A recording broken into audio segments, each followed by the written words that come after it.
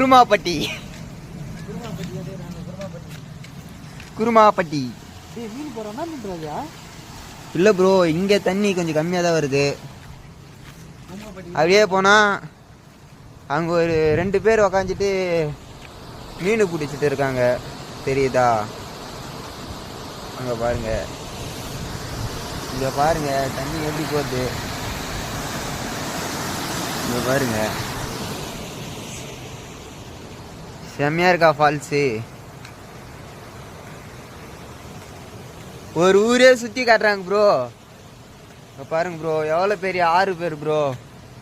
காவேரி பக்கத்தோட பெருசு ப்ரோ இது.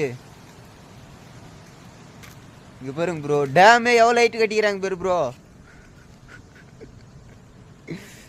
இங்க பாருங்க ப்ரோ, அங்கே ஒருத்தர் மீன் பிடிச்சிட்டு இருக்காரு.